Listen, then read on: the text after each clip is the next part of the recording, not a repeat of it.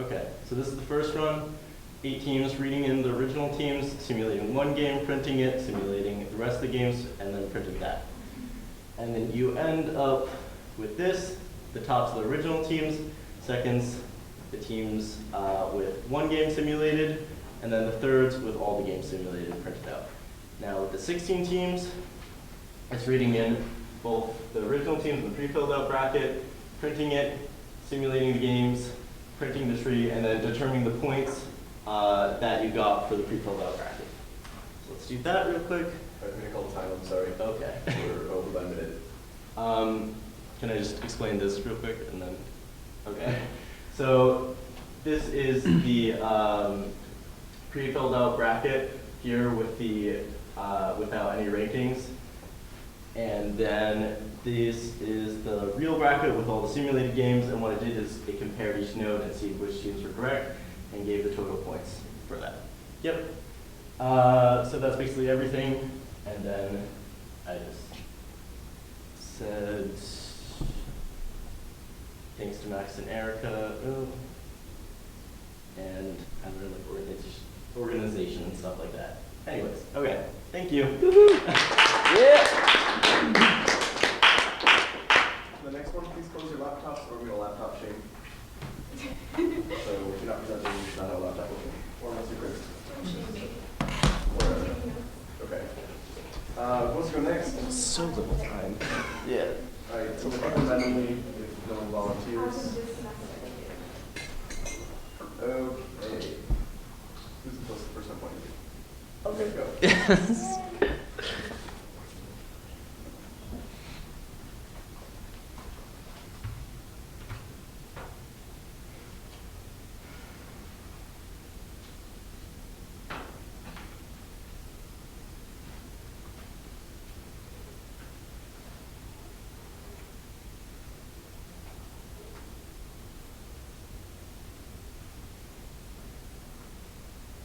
You say it's right, yeah? Yeah. Yeah. Mhm. I like your desktop picture. Maybe you have buttons. But you can just view the slideshow. Oh, would that do it? Yeah, actually. Or you could in PowerPoint at least. No, Nope. never mind. Nope. Okay. Okay. So, 50%. Oh God, I'm so disoriented.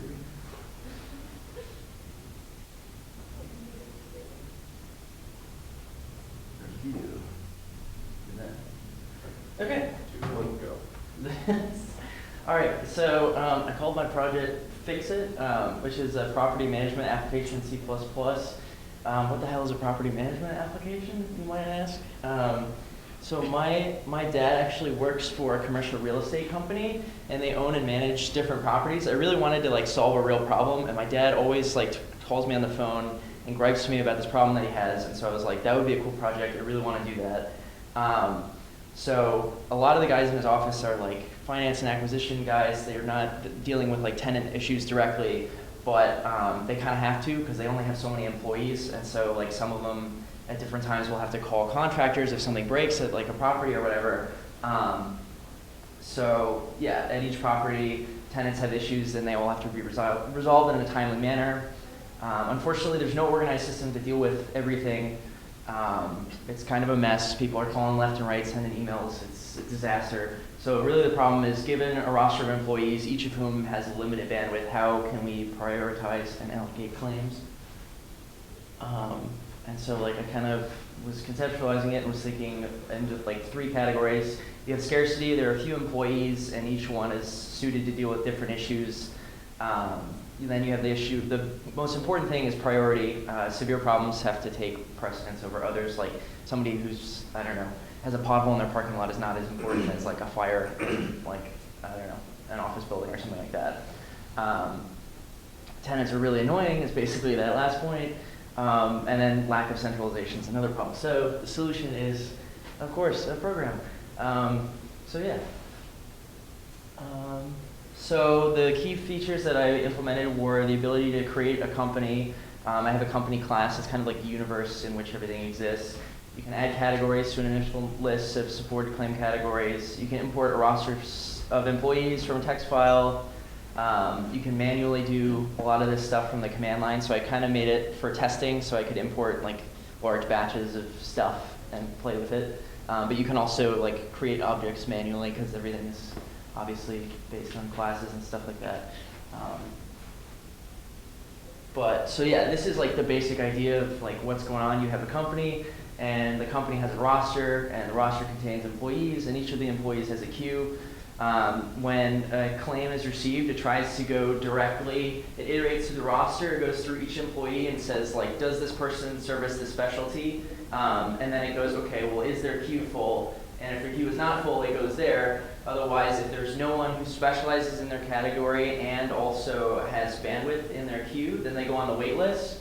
And as soon as someone is DQ'd from one of those service queues, it checks to see if someone from the wait list can then be NQ'd into the whole system, basically. So that's kind of like a very high-level overview. So yeah, I kind of already talked about that. But yeah. So yeah, these are like the basic ones. You can always add these to like more to a company and stuff and like enumerate the priority. But this is like default when you create a company object. Okay. What you get. So data structures that I use, min pairing heap for the priority queues, and I just have like a dynamic array roster of employees. Not that exciting, but the pairing heap is pretty cool. So that's what pairing heap node looks like. It's pretty sweet. You have a previous pointer, a next sibling, and a left child. And you end up with something that looks like that, which is kind of weird and kind of crazy. These are kind of multi-directional, so you have like 5's previous is 4, 4's left child is 11, 11's sibling is that. I get the feeling I'm like running out of time, but I covered some of the operations.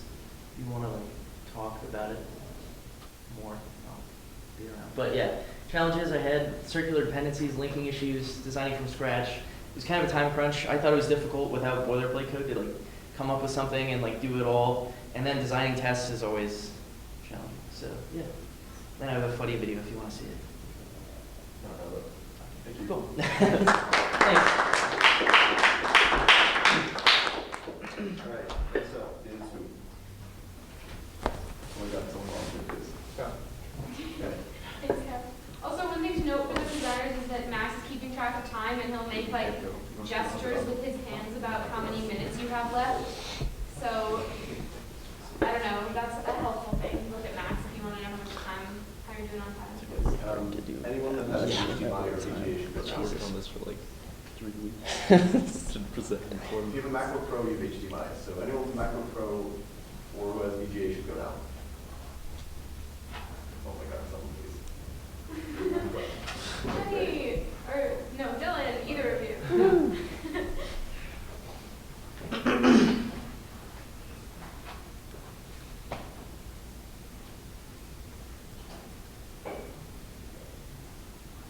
Never mind. You don't have HDMI? I don't have an issue MacBook Pro. Oh. Oh, yeah. You don't have Have an error. It's a thunderbolt. Yeah. Actually, here, very great.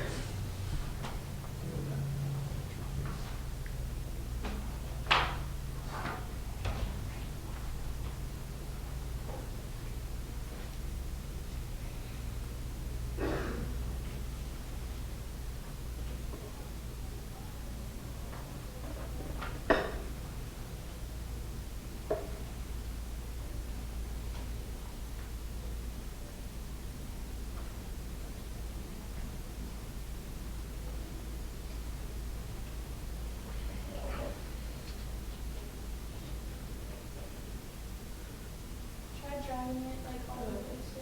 Oh. There we go. Okay, so, we're just called algorithms. If I can, oh, okay. So it basically, it makes a randomized chord progression generation based on Western really basic theory. So the data structures I used were a directed graph, weighted graph of chords. That encodes valid chord progressions and transitions, and also a trie of common chord progressions so that I could tend to use more like is favorable for permissions. So the graph looks something like this. Each chord is from a numerical representation. So each chord represents a node that stores data about its adjacencies and the particular frequencies that are contained within it. I did all of my work within an octave because that was just made it easier. So this is for major. I also did for minor keys as well. The algorithms I used were mostly just the generation algorithm. So while the current chord is not a reasonable ending chord and it still needs to come up with more because there's a minimum length, it finds a valid next one and adds it to the progression vector. And so about 50% of the time it will use the graph, 50% of the time it will use the try. And to do the try, it first searches the entire previous progression and then iteratively looks for removing the first one to see if it has that in the try. If not, it just goes for the defaults to the graph. Some of the challenges I dealt with were trying to figure out how to parse inputs, so I built these from TXT files that I'd written and then had a certain structure for. And a lot of the thing was because it's a graph, how do you build the nodes and then put the adjacencies in? And then also, how did I had difficulty trying to figure out how to use the try to get the valid next chords because I encoded the try with numbers based on the numeral representations from chords and not their names, so it was a little bit hard to have the try to point at the things in the graph, and then you have to have the problem where you have to delete the try before you delete the graph, otherwise the try is useless.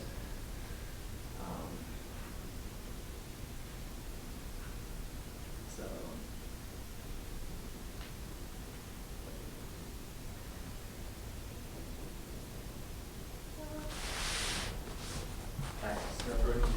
How do I get it to show up?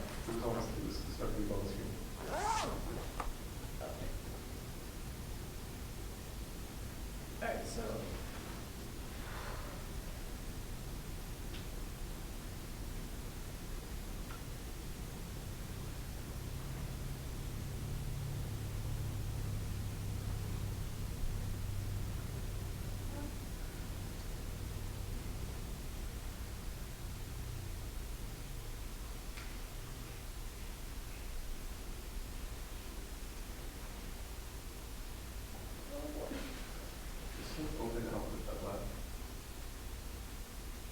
it'll be over on the demo.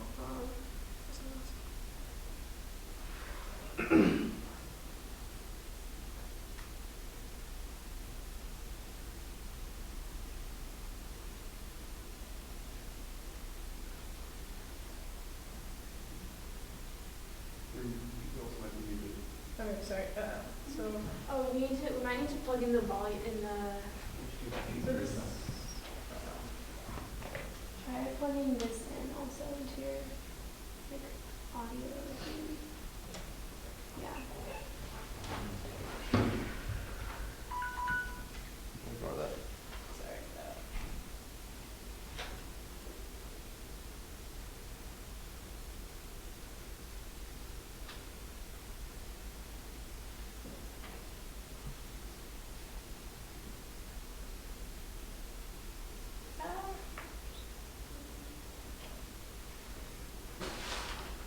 So this is what it will produce. And I think it sounds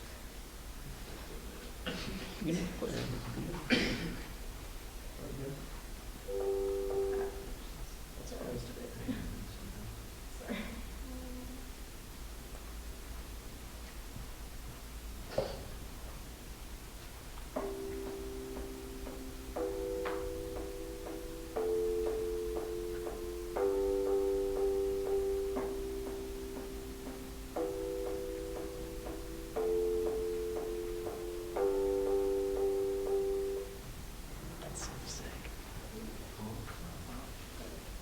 Yeah, so I think if you can notice, one of the problems with the sound is that it clips a little bit.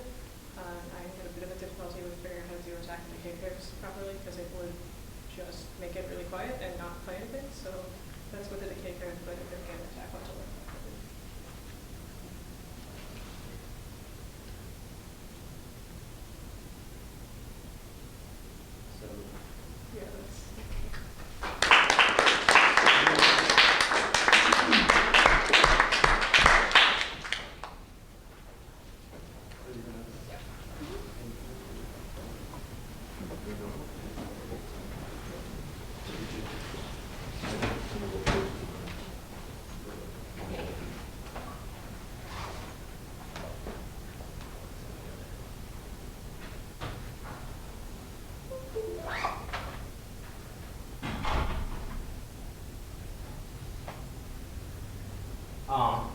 I don't really have a PowerPoint presentation, so I'm just going to do it the old way.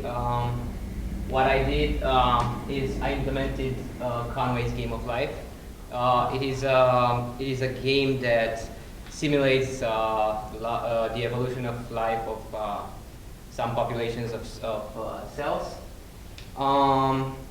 The universe is a 2D grid of cells. Each cell is either alive or dead. And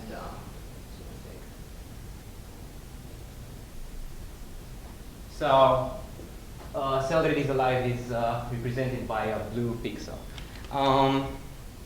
So how this works is for each generation, if a living cell has more than 4 living cells, it dies because of overpopulation. If it has less than 3 living neighbors, it dies because of underpopulation. And if it has 3 or 4 living neighbors, it stays alive. And dead cell can become an alive cell after 1 generation if during the current generation it has 3 living neighbors. So after some number of generations, the game will reach kind of an equilibrium, like either a static or dynamic equilibrium, and a cool like visual pattern. Why did I do it? Well, for 3 main reasons. First, coming up with an efficient algorithm is kind of challenging because the 2D array implementation is kind of inefficient, so I had to come up with another data structure. It was fun because it has cool visual patterns while running. And it has some applications in biology because it can simulate pretty decently the evolution of life for different life forms like some bacteria. In terms of data structures, I use a for tree, which is a tree in which each node has 4 children. So my root is the game board, and for each node, the 4 children are the 4 regions of each board, like the northwest region, the northeast region, southwest, and southeast region. So at each level of the tree, I divide the board into 4 more regions. I also use a dynamic array of cells. For each generation, I store the list of cells that are alive in that generation. So in my algorithm, what I do is, instead of going through each cell in a grid, I go only to the cells that are alive. So, so I traverse the tree, and for each cell, I check if it should stay alive or not. And I insert this cell to a second tree, which is a tree for the next generation, and then I update the trees for the next generation.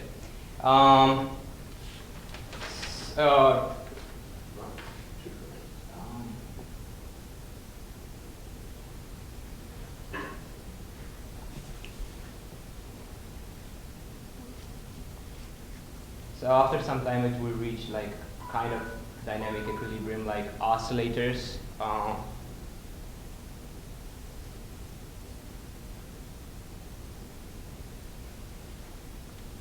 In terms of challenges, coming up with a pretty efficient algorithm was kind of hard, and it took some time because I had to draw like a lot of boards on paper. Creating the GUI was also kind of hard because I had never done it before in C++. I used the Qt framework for this, and I was lucky because it had a really detailed and solid documentation, online documentation. Debugging was also kind of hard because even if I knew where the game was crashing, finding the mistakes were pretty hard because I do a lot of computations of coordinates and regions, and even a minor algebra mistake can mess up the whole game.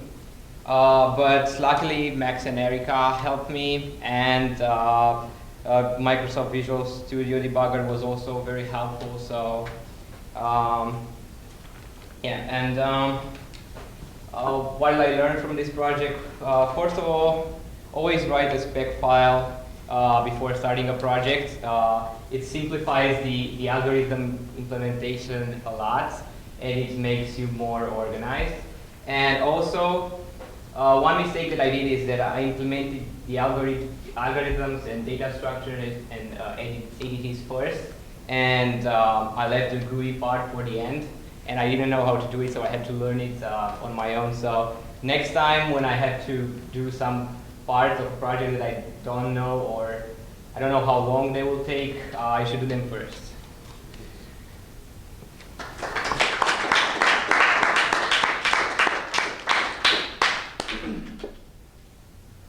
All right, we've got a time now, so anybody, there's no excuse for not going. Who's next? Nope.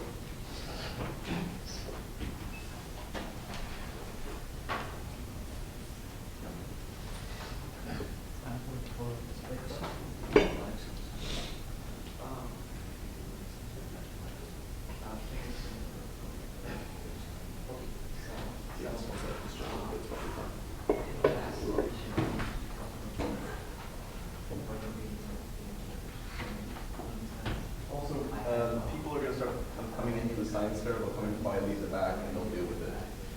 Okay. Don't worry. So whenever you're ready, let me know. There's no PowerPoint for this one, but kind of the only visual aid you need is right here. So my project started with a Google search for publicly available large data sets. And what I found was a data set of satellite photos made available by NASA, posted on Amazon Web Services, and you can access the photos via a unique URL. The issue is that the URLs are indexed by a proprietary coordinate system. So if you want the specific URL for the photos at a latitude and longitude, since the latitude are stored by floating point values, it's very difficult to search. So the solution to that was to create a quad tree, similar to the previous presentation, where you index the nodes into a tree where you can compare the latitude and the longitude. So it's a two-dimensional binary search tree of sorts, where every node has 4 children, front right, front left, and back, and right and left, such that longitude and latitude follow this invariant shown in the table. So I will, let's just do a brief demonstration. Okay, so I'll show you first a small data set. And here is it's a pre-ordered representation of the tree. So we have at the top the root, and then each of these lines is a node showing the latitude and longitude pairs, and then the URL. And so now I show the bigger data set without all the extraneous.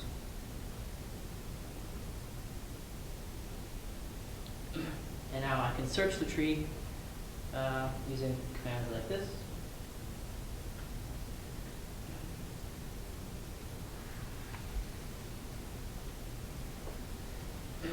And it gives me the URL.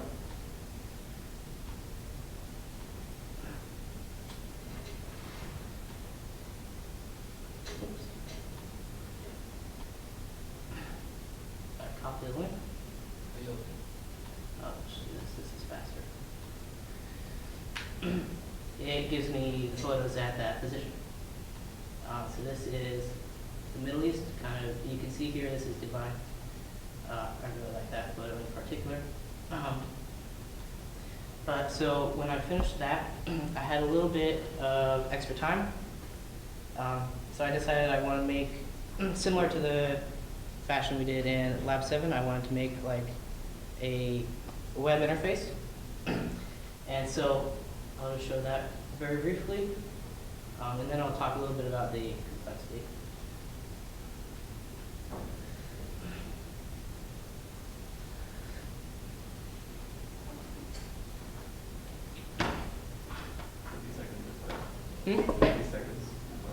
Okay. That's all right. This will only take a moment.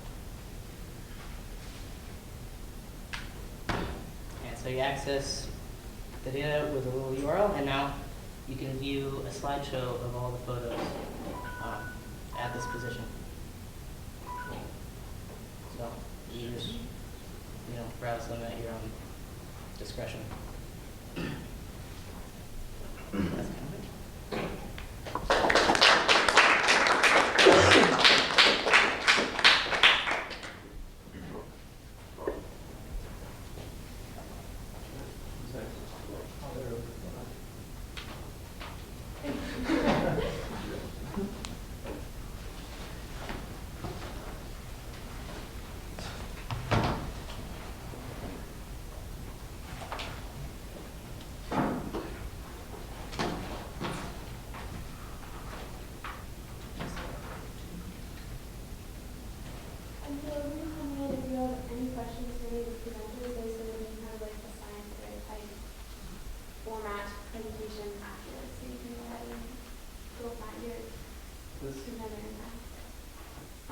Doing something. What do I do? Left or right?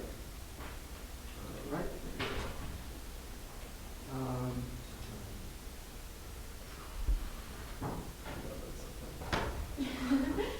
This is really hard to see. Okay. Nice. Hello, everyone. My name is Kel Hogue, formerly Kelly, and I decided to make a program that will beat you in Scrabble. I was a competitive Scrabble player in 7th grade. That's me, that's my partner. I got 10th place in the National Scrabble Championship twice, which is the most impressive thing you can say about me. And since I am really interested in artificial intelligence, but not smart enough to actually make an artificial intelligence, I decided to go for the next best thing and make a bot that will analyze a board, analyze your rack, and find the best, or at least highest scoring possible play to play. So the first step was just create a playable Scrabble game.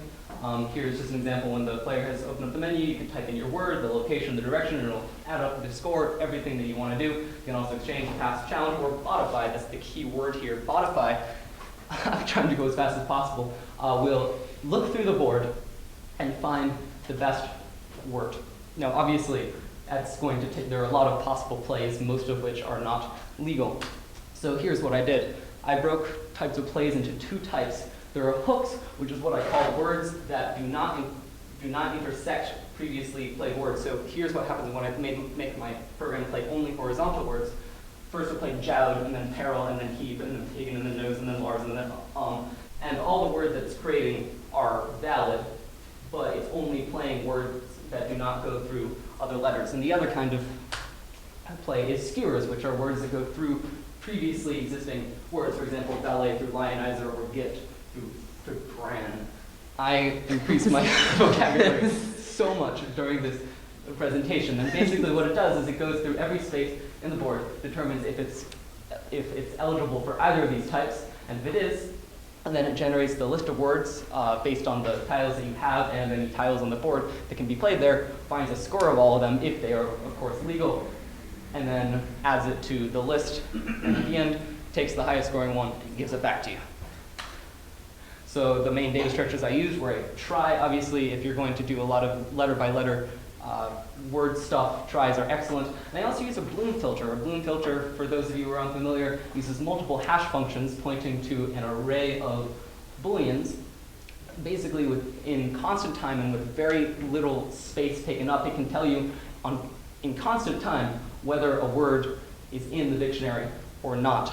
with 99% accuracy. So you do sacrifice some accuracy, but it speeds it up if you're looking for hundreds or thousands of words that are incorrect, and most of them it will be able to immediately tell you that you're wrong. So here's an example game. This is just what happens when I have the bot decide every single play, and I really like this game. First player 1 plays Fudges, but then player 2 plays Marsh for 77 points. You get 50 extra points if you use all 7 of your tiles in a single play. So then player 1 counters with Denounce for 86 points, and then Non-Image for 76 points, and these are all bingos. It's very impressive. And then a couple plays later, player 1 has played Atrazine for 84 points, Verbiage for 89 points, and then get this, not even a bingo, doesn't even get that 50-point bonus, 96 points because it gets 2 double word scores, which multiplies the score by 4. So this is 15 points times 4, plus it gets Atrazines on the double word score as well. So that's 36 points right there, that's 96. And if Yoppers had been one word letter, it would have also gotten a 50-point bonus. And here's the end of the game, 518, 470, very impressive. The anagram finder, which I could describe and might and will later, was quite difficult. Uses recursion, it's awesome. Optimization is nice.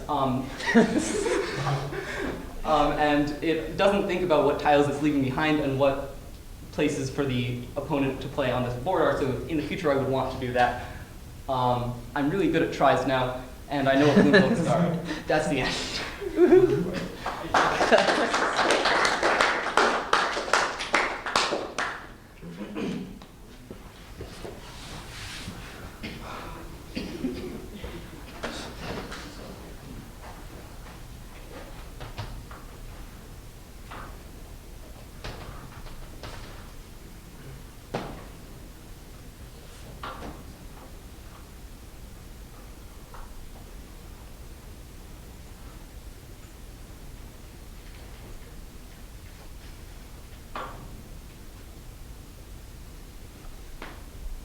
Do we gotta do anything, or? Sure. What do you Lily?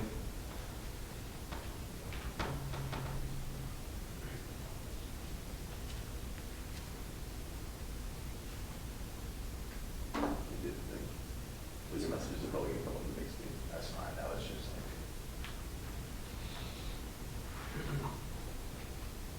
Can I control it from here? Yeah. Like have to pull up other stuff in the background.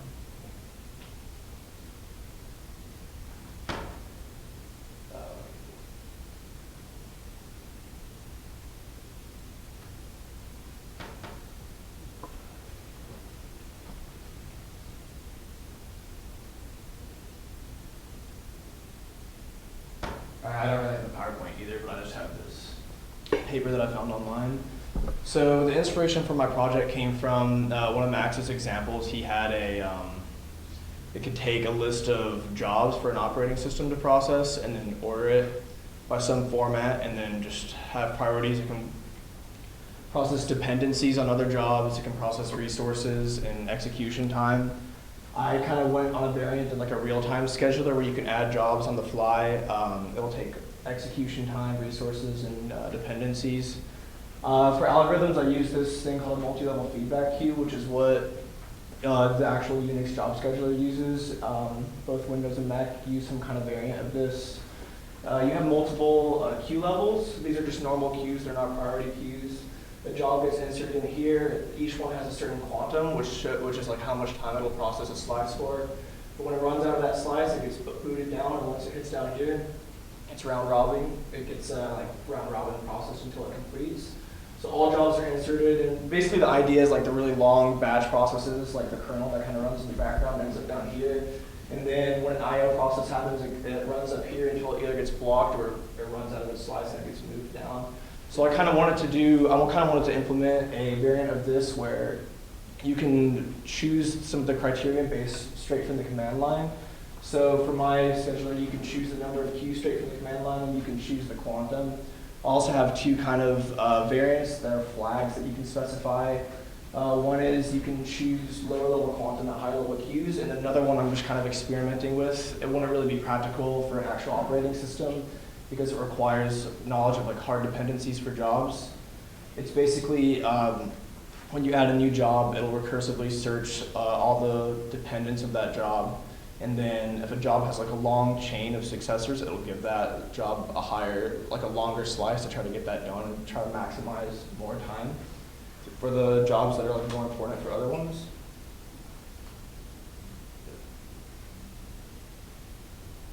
So I'll just kind of jump in and then I'll explain the data structures a little bit. So the main data structure I use is a hash table. That's how it can store all jobs that are either waiting or processing or they've been completed. That's just for dependency purposes. So they're all stored in the hash table. I created my own queue, which is based off the queue from earlier homework, just because I wanted to be able to pop from the middle of the queue without having to cycle through, just to maximize complexity. And then the schedule is kind of where the core of I/O is handled through it, and also the actual algorithms handled. And then I experimented with n curses, which is how I created a GUI. That was kind of the main challenge that I had in this project at the end. And I guess one of the things that I learned is you kind of hit a like a threshold where everything starts getting harder and debugging starts getting exponentially more difficult. So If I had people that are watching this, project's called Sharp Batch. Yeah, it's based off of. So the first argument is the quantum, so that's how much each job gets per slice, and then the second is the number of queues, so I'll just load it up like that.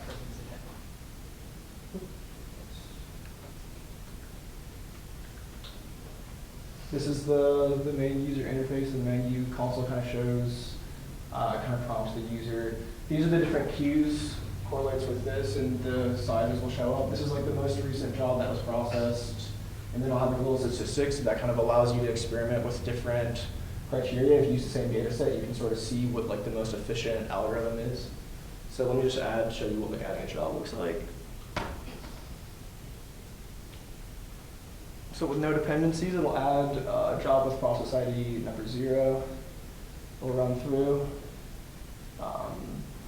Because it had like only one execution time jiffy, it ended at the highest level priority queue. So if I use like a large data set, and I just used Excel to kind of like randomize 250 jobs, where jobs are only dependent upon like lower level jobs. And so it'll run number 1 first, and then you can sort of see how the multi-level feedback queue is choosing what jobs to process. And as you can see here, they all end up in the baseline, which probably means that the quantum that I used, like the 500 number, is a little bit too big. So it kind of defeats the purpose of the whole like algorithm that I'm using. But you can see it's choosing jobs based off dependencies. It won't start it. It gets pushed into the waiting level queue until it has enough resources in memory. But I just put all the resources to 0 for this data set just to show. Do I have time to like do specify or like? 30 seconds. All right. I can go over about 30 seconds. Okay. So if I do, C is like the chaining algorithm that I talked about, where it processes dependencies and it will like do waiting. And then what Q does is higher level priorities will have a shorter quantum, so they'll spend less time on a job, and that kind of just emphasizes the fact that we want like longer jobs to end up down here and then get the opportunity for some shorter jobs to grab the CPU real quickly. So I'll put both of those in, do like, let's say, let's do more queues just to play with it, and then like a lower. So it'll multiply it by the number of, like the longest chain of successors it has. So it takes a lot longer because it's recursively scouring the entire tree for every single job. So that's one of the downsides right now, is that it's kind of inefficient. And if I run it, you can look up any job. So like 1 has a bunch of successors, so it's going to get a bunch of time right off the bat. So I run it. It's taking a lot longer because some of the lower PIDs in my data set have a bunch of successors, and so they're getting a lot of CPU time. And then I kind of like, this is kind of like something you can play with. You can sort of see different, these are just kind of ways of measuring efficiency, trying to see number of completions per unit time. That's like what throughput is. So like in practice, it didn't really increase throughput as much as like I thought it would, but it's kind of like a cool thing I experimented with, so yeah. That's it.